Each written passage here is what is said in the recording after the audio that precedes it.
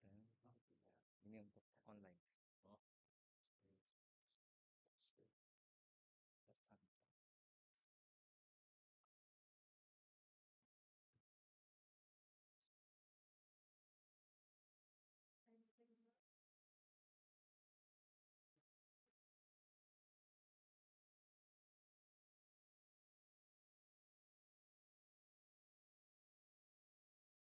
Udah setia? Testing, testing. Udah setia? Boleh mula?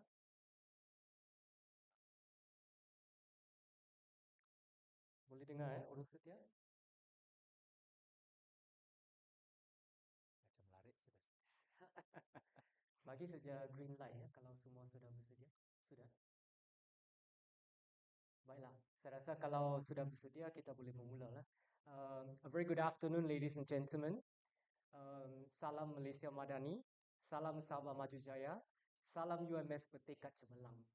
Welcome to this session, Kembara, uh, buku Kembara Antartika Pengalaman Melalui Penyelidikan. And my name is Kelvin Kue Bun Hee. I'm a lecturer at the Institute for Tropical Biology and Conservation in University of Malaysia Sabah.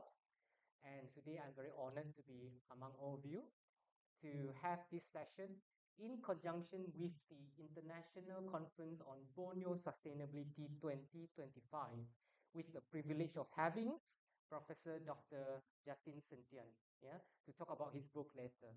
But before we proceed, just allow me to do a bit of introduction about this initiative and also later to give a brief introduction about Professor Justin, whom I have known for more than 10 years, when he was the director for the Eco Campus Management Center, and I was in charge of the UMS Eco Campus Tourism at the time. So, ladies and gentlemen, in conjunction with this international conference, we have this telaah program. For your information, the telaah initiative, which mean studying or doing research about a particular topic, is actually launched by the Prime Minister of Malaysia in May 2025 during the Kuala Lumpur International Book Fair. And this is a wonderful initiative by the government to cultivate a national culture of knowledge through critical engagement with books. And for your information, this telaah initiative at UMS is the first ever organized by UMS Library in conjunction with this wonderful international conference, having our Bornean hero, Professor Dr. Justin Sentian, as the first guest of, right, ladies and gentlemen. So, guided by the philosophy that knowledge is divine, trust and books serve as its vessel. So, this program aims to enrich intellectual discourse and also discussions among academia and also to disseminate knowledge to the general public. So this program is going to be implemented throughout 56 weekly episodes in a year. And this is the first one, as I mentioned earlier on. So it's going to be a book review, it's going to be talking about debates, it's going to be online competitions, so on and so forth. Importantly, the execution of the program has been cascaded to universities in public, to libraries in public universities. And in UMS, our library is the department in charge, for this telaah initiative or program, ensuring that academic libraries nationwide play a pivotal role when it comes to fostering a vibrant and inclusive culture of reading and official thought and critical thinking. Now, ladies and gentlemen, like I said, this is such an honor to have Professor Dr. Justin Sentian here. Professor Dr. Justin is actually a professor, an expert, a distinguished academician in the field of climate change and also environment from the Faculty of Science and Technology in University of Malaysia Sabah. Just to read out some of his great achievements among others that form up a long list. So he is currently the head of Climate Change Research Lab and the Polar Research Group in University of Malaysia Sabah. And like I said before, he was the director for the Eco Campus Management Center in UMS from 2014 to 2017 and the director of UMS Center of Industrial and Community Network, from 2011 to 2017 to 2018. And he has served as experts and also advisors to a lot of organizations, very important organizations, for instance, the Asian Development Bank. But I think the most interesting thing that I think served as a motivation to a lot of academicians to achieve is that he is now in the Malaysian Book of Records, yeah, as the first Malaysian ever to do research during winter at Antarctica, and also the longest residency, yeah, in doing research at Antarctica for a long 7 months. I think Antarctica is wonderful, something that is, of fairy tale, status for us. But for Dr. Justin, he has worked there and he was the first Malaysian to do so, right? And we know that Antarctica is known as the fifth largest continent in the world. It is the driest, it is the windiest, it is the coldest continent in the world with no permanent residents. And yet, Dr. Justin has been there. And he did not just go there for 1 or 2 days to touch and go, but 7 long months, yeah, to produce great research and so on and so forth. And today, he is going to share with us the gist of his work that is listed in this book called Kembara Antartika Pengalaman Melalui Penyelidikan. So I guess as a moderator, the first question that I would like to ask our local Bornean hero, because he is from Ranau, a very beautiful place, yeah, in Sabah. My first question, Professor Justin, is what is the best take-home message that you can give to our day regarding the research that you have done in Antarctica? And how do you think that will impact the drive for us to go towards a sustainable future come 2030? Yeah, that would be my first question, Prof. Justin. Wow, it's a very long question. But first and foremost, thank you, Kevin, for that introduction. And also thanks to the organizer to bringing me here to share a little bit of things that I did through this um, short period of research, I would say, short period in Antarctica. And as the, back to your questions, I think most interesting thing that I would like to say with regard to what you have said is that this world is only one and is open to everybody to explore. And just coincident at, in the right time, in the right place, that I have the opportunity to be in that place called Antarctica to do things that I really, really like to do, which is investigating the climate change as well as the atmospheric chemistry in the Antarctica and how is that related to us in the tropic, especially in Malaysia, of course Indonesia, because we have Indonesian friends here. So this is what we call it, the teleconnection. And of course, one of the big issues that more or less like motivating things is that you must be familiar with issues like the ozone holes issues.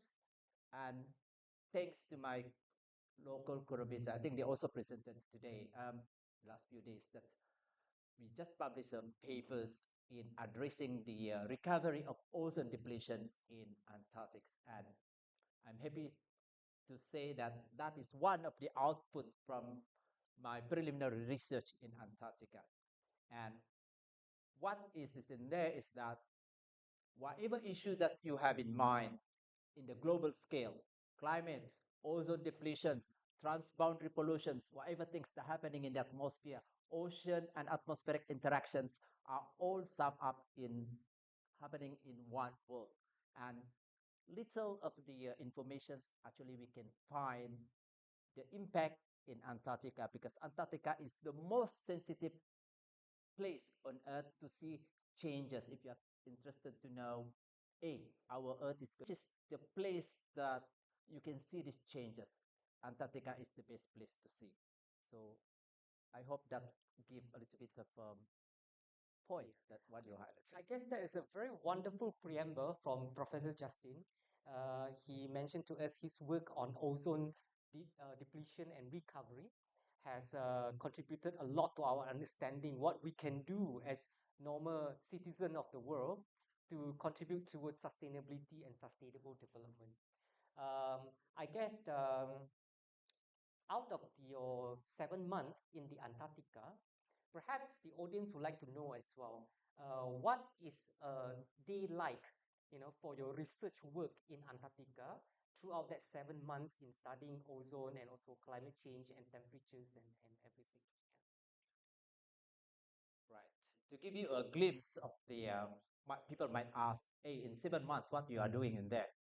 So, in fact, that was my second visit to Antarctica. The first one was in summer, but this time is in winter, which is very interesting. And you're asking me what I'm doing in there during the period of winter time, 7 months. So it's very much, my work is very much,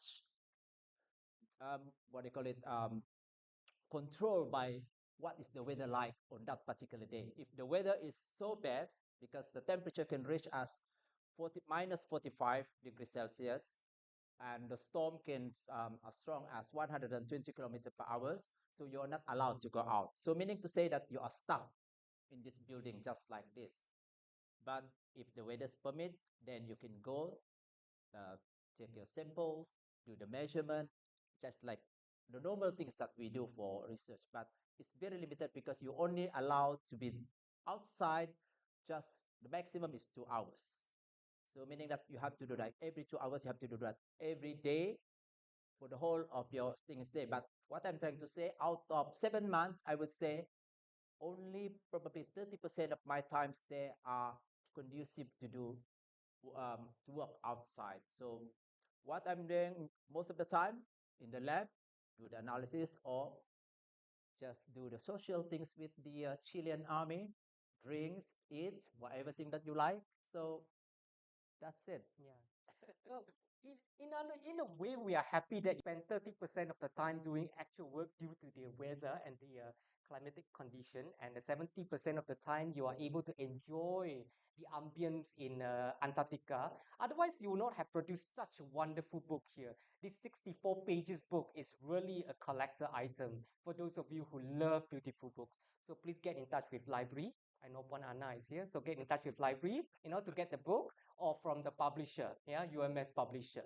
Now, you were talking about spending the time doing sampling and analysis, and I can really, understand and comprehend how challenging that would be, in a weather that is so extreme, uh, driest, coldest, windiest, and now it is most sensitive as well. I know that.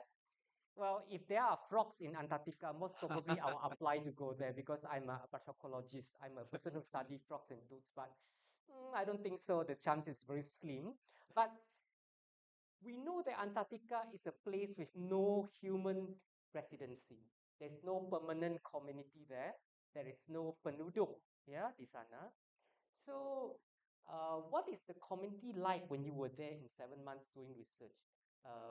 Are there many researchers also sharing the same facilities, or is it just you yourself there 7 months, or how is it? Right. Winter time is not a time to do research normally.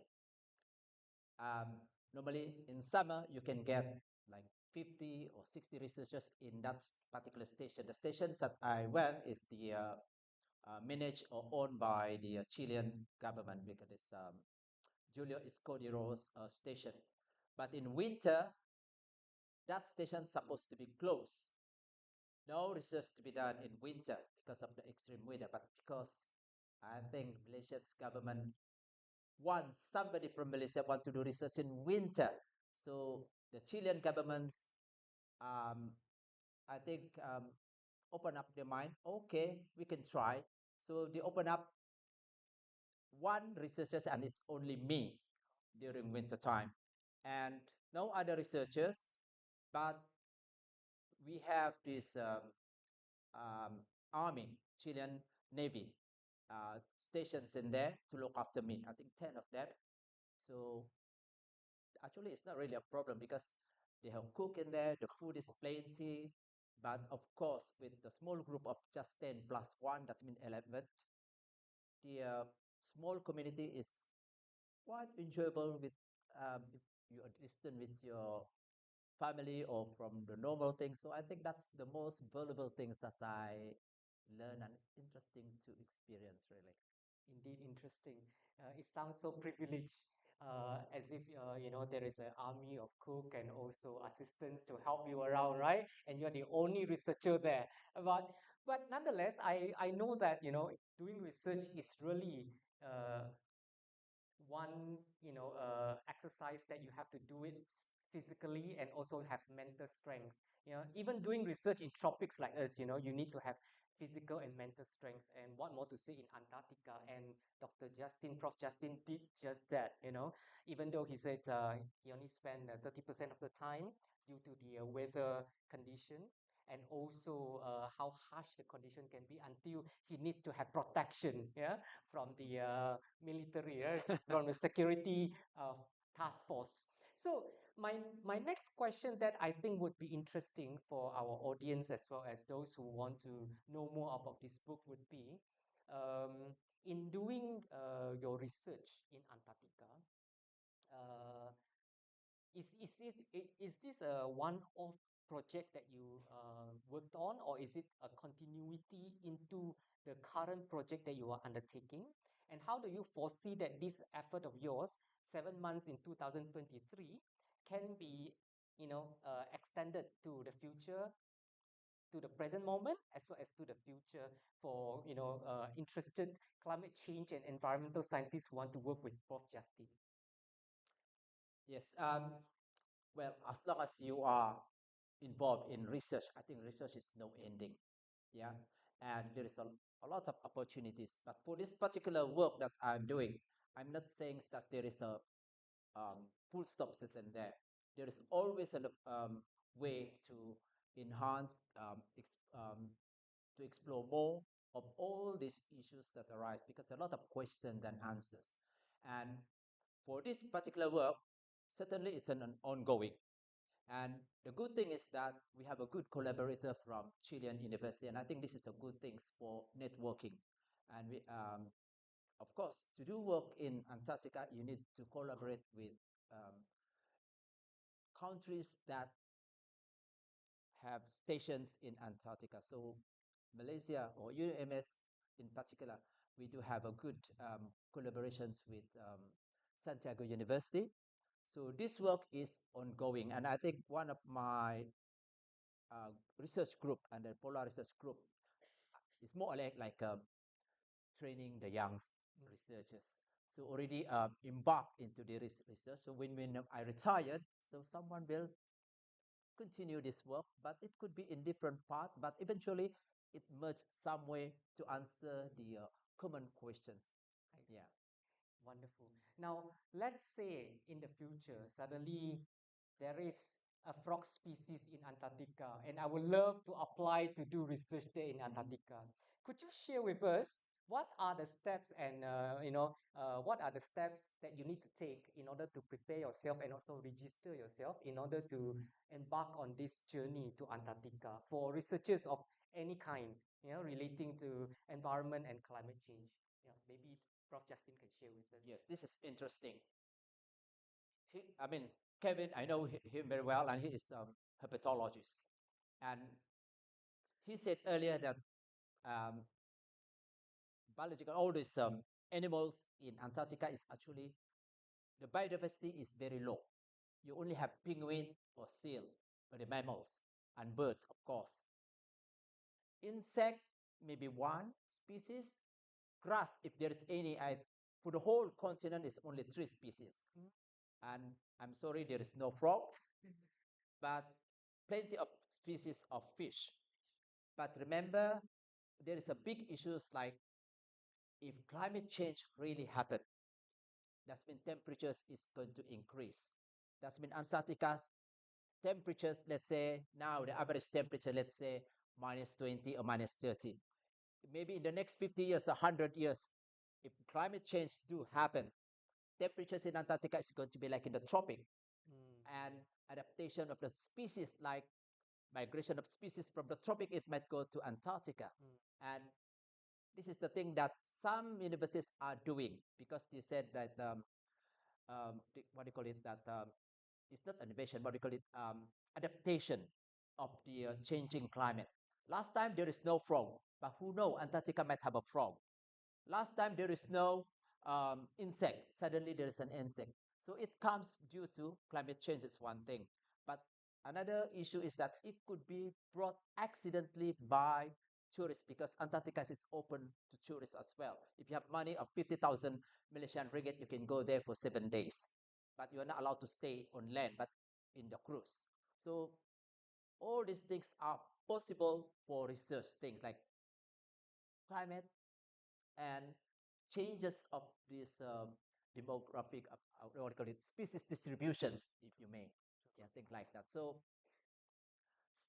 you have a lot of opportunity to do research in different fields. Okay, just to add one, a study by a friend of mine from China. They want to study on the level of stress by researchers living in winter time, because you will receiving like less sunlight during winter time. Yeah, because the darkness during winter time is only just 1 hour or just a very little. And there is that finding is that the level of stress is very high for the workers and researchers during winter time. Not the station that I went, but in Great Wall China stations, because they have studies. So even those in the education, psychologists, anything, they have done different kind of study. Exactly. Yeah. I guess Prof. Justin gave us very good insight of what are the possibility in Antarctica. Because all this while, as a biologist myself, when I hear Antarctica, it's all about biological sciences.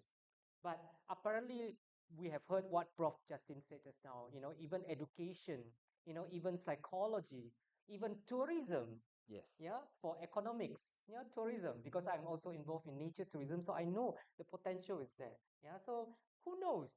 There will be some academicians from faculties of business and accounting would like to, come up with programs on Antarctica tourism, hiring Prof. Justin as experts and also advisors and consultants, because he is the first Malaysian to be there. Once you are the first, nobody can take that honor away from you. You are forever the best. That's why I say you are the hero, our Borneo hero. So, having said that, Prof, I guess the second last question that I would like to ask, about your journey, your sojourn in Antarctica, as well as this great book called Kembara Antartika, is um, what what is the thing that you would like to leave as a take-home message to people who are listening to your review and also sharing of experience now and also online, because I know that this is live streaming.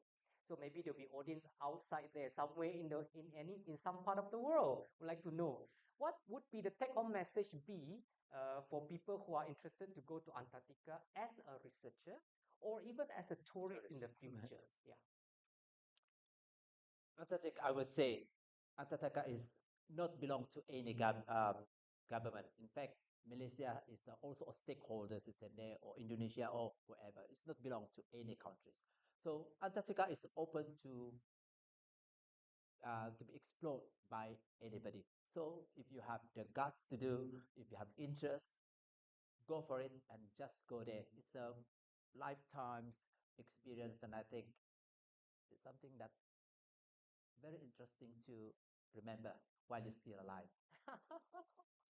That is a wonderful piece of take-home message, I guess. I guess if I can translate that into our layman's understanding is, have the guts, have the courage to do what you have been secretly dreaming about, and make it not so secret. And like Prof. Justin said, then you will carve, once in a lifetime experience for yourself and also for the state, like the state of Sabah where Prof. Justin is from, or from your university, like University Malaysia Sabah, where Prof. Justin is from. So UMS has a lot of things to be proud of. I guess with Prof. Justin around, you have one more extra thing to be proud of, yeah, being the first Malaysian to be able to do research in Antarctica. So I guess those are the questions that I have from my side. But as a moderator, I think I have the privilege maybe to open the floor. Is it all right, Prof. Justin? Yeah, Just maybe perfect. one or two would like to ask some questions to Prof. Justin.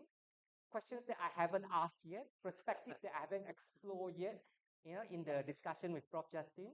So anyone would like to know more or like to know more things on top of what I have discussed with Prof. Justin? Yeah, because I know a lot of you here are environmentalists, sustainable Label. development advocates like myself. Yeah, I got to know Prof. Justin, like I said, 10 years ago. Yeah, when we were working together on Eco Campus Management Center. Yeah, Prof. Justin was the second director. I was the head of the committee and went on to become the deputy director and the acting director. All right, and now we are retired people. Yeah, retired people. Yeah, nearing retirement. Yeah, both of us. So, if any one of you would like to ask anything, this would be your golden opportunity. Like I said, how many of us have been in Malaysia Book of Records? I think in the audience there's only one. Among us, there's only one. So, golden opportunity. Anybody would like to ask any questions? Yeah. Anybody from any universities? Is there any climatologists here? Is there any climatologists here? Is there any climate scientists here? I know there is a group of environmental science from the Faculty of Science and Technology, but I will not point you guys out, yeah, because it's all up to you. But nonetheless, what I want to stress here is today it is really a big privilege for us to be here with Professor Dr. Justin Sentian, a person from Ranau who has made it big in the field of climate change and environment. And once again, I can never get tired of stressing the fact that he is in the Malaysia Book of Records to be the first Malaysian from University Malaysia Sabah who has done research in Antarctica. Yeah. So those of you outside there in the world watching us live, yeah, UMS has got that, scientist and our local hero with us. So I guess what we have gone through from Justin is his 7 months has been well spent, even though it is really a life challenging, I would say, piece of work, doing research 7 months. And his work is easily related to the sustainability and the prolonged existence of human species, human population on Earth. And that is exactly the gist of today's conference, that is International Conference on Borneo Sustainability, a very apt platform avenue for us to do this book review. And I hope all of you can please make good use of this opportunity to have a look at this book if you have not. I know a lot of you have gone through the books many, many times. I have seen it many, many times just now when I came here. Beautiful books with wonderful pictures that money cannot buy. And once again, I think we would like to thank on behalf of Perpustakaan UMS, organizer of this telaah initiative. We would like to thank Professor Dr. Justin Sentian. You are really truly a hero, a local hero, and we appreciate you here today. So with that, I would like to conclude our, yes, now you have a question. Yeah. Hmm, sure.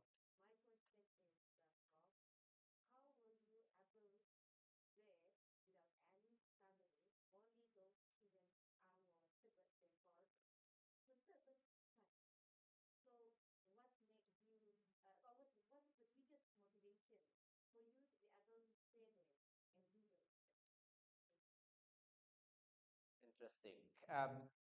In fact, that's my first worry when I was selected because they promised me, said you only can go there for 5 months. Oh, 5 months is not that long. But eventually, they drag it into 7 months because there is no transport out in winter. So, um, as I said, I've gathered by 10 armies. The good thing is these Chileans are very good in social. So I think one thing that I have learned, apart from the scientific or the academic thing, is the connecting with people and um, what do you call it, the social part. I think this is I put the academic on that side, but I think the social parts, which I'm not talking a lot, but I think this is the most memorable one because the people there, the Navy, is keep calling me from now and then. How are you? And things like that. So meaning to say that they remember me and things like that as a friend, or it's something like you can imagine. It's 7 months is very very long, yeah. And as you said, how to survive that 7 months because of you don't have close family. But the good thing is that who is that? Elon Musk donated to the Chilean government the Starlink. So we have a very good connection of internet, much better than UMS. I think that. And that's why we have you can have anything accessible to in the internet, things like that. And I can do lectures. When I'm apart from doing, I'm doing the lectures there as well. Daytime here is nighttime there, so I'm doing lectures at nighttime and daytime in here. So I do two jobs at the same time. Yeah. And connecting with your family, video conferencing is not a problem. Someone is calling conferencing, so I can do that without any problem. So meaning to say, life is just like what we have in here. The only thing is that you didn't really see them in person physically, but because of the connectivity, the good internet, I think that can help me a little bit, yeah, to survive at least 7 months. 1 tahun pun boleh juga. Well said, well said. Connection is very important, isn't it? Yeah, not just social connection, but also what I call it, internet availability. Yeah, Yes. connection is very important. So I guess for the young ones, don't worry. You can still upload to your Instagrams and TikTok. Yeah, no worries. Yeah, yeah. Oh, sure, sure. Yeah, please, President. Yeah.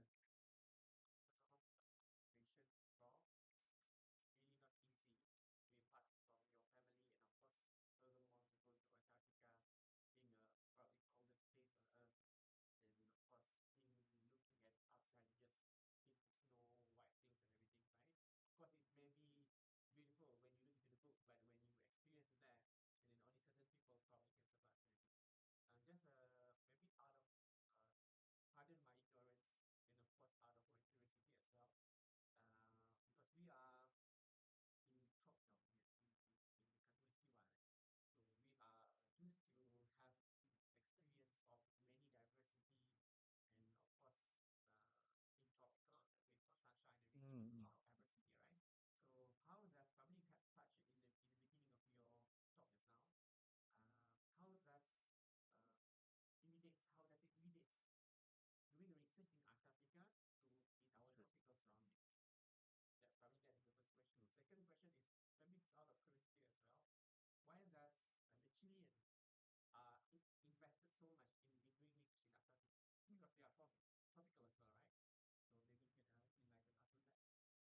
Right. Thank you, Prof.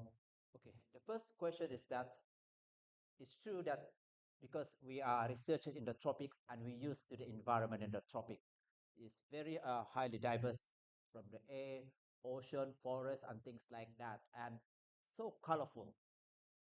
Suddenly, you fly somewhere and it's all white, and something like, hey, what I'm going, what I'm doing in here. So luckily in that sense, because I'm not working with frog, I'm not working with fish for now. But of course, I'm working in different way. But it's more to the physical environment, which not involved directly to this biological kind of things. So it's more to the physical, the processes in the atmosphere and the chemistry of the content of the water and things like that, and how they interact in the atmosphere. So the research is going to be much easy, I would say. Yeah. And the only thing is that it's not beautiful to say because it's only homogeneous color. It's white all the time. If you go out, it's all white. Here, at least you can see car with different color, black, white, blue, and things like that. Or you see in greenery here, the building. So it's so colorful. So I think every time you go out, it's white, white, white, white, all those things. So that is the thing that I think I still remember um, until now. When I come back here, then it's green all the time. So green and white. So these two colors are predominantly occupying my mind. Okay. The second questions with the Chileans. If you look at the Chileans map, it's like a Chile. It's the longest country with on the northern side is a little bit tropical, but they have on the mountainous. The Andes is the Alps and things like that. But the southern part is temperate, and they are one of the closest country apart from Argentina to the Antarctic continent. In the past, before this treaty, uh, I think more than 10 years ago, that these countries are actually trying to um, what they call it expand their country. So they try to more like not colonize and move into Antarctica because they want to own it. Yeah, but that's why they have established their station. They have, I think, they one of the highest number of stations in there. And before this, actually, they have established a settlement. In fact, the station that I went, actually, they have the school, Tadika. There's a hospital. There's a bank. Of course, the researchers and all those things because they want to claim that this is my territory indirectly. But after the treaties, I think of few years ago, that Antarctica is not belong to individual country, and every countries agree to that one, and that's why they have to move out this settlement out from Antarctica, and it's become empty in that sense. So no permanent resident in there. But of course, they didn't dismantle that structure. It's remained in there, and it's become an asset for researchers. So it can accommodate larger number of researchers. That's the thing. So that's the history of why Chilean is, being the closest to Antarctica and why they are most easiest to collaborate because they have already have the facility. Yeah. Interesting. I guess what we hear from Prof. Justin is that once you change from doing research in the tropics to the Antarctica, you have a change of your eye filter, yeah, from green to white, and then after 7 months, from white to green. Great, great. So I guess that is very interesting. So thank you very much to the two questions from our Puan Anna as well as Professor President. So I guess hearing Prof. Justin talking about his sojourn in Antarctica for half an hour is never enough, and we would like to talk more, but we do have to do a closure for our sharing today. And we have heard so much from Professor Justin. Like I said earlier on, before the questions, I said, you know, the challenge is always there, but be brave, bold, and daring to take out your hidden secret and make it not so secret, your hidden aspiration, make it not so secret, and reach for the star. I guess that is the biggest and the most wondrous take-home message that we can get from Professor Dr. Justin Sentian and his book Kembara Antartika Pengalaman Melalui Penyelidikan. So with that, I thank you. I send a heartfelt gratitude to Prof. Justin for agreeing to do our review for this book, wonderful book, and his sojourn in Antarctica. Thank you to Perpustakaan UMS for having this event. And this is the first ever, remember audience, from all around the world, this is the first ever telaah program in University Malaysia Sabah. And I'm very happy to be part of it together with our Bornean hero, Professor Dr. Justin Sentian.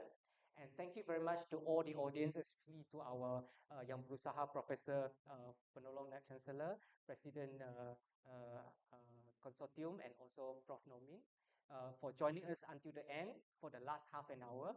With that, thank you very much. Terima kasih. Shukran. Thank you. Thank you, David. Thank you,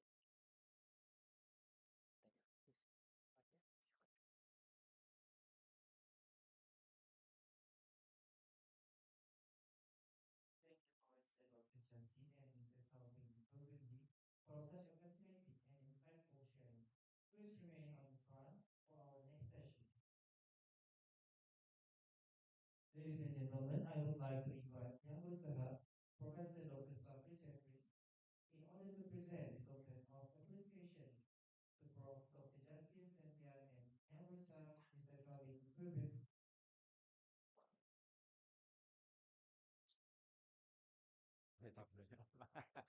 time.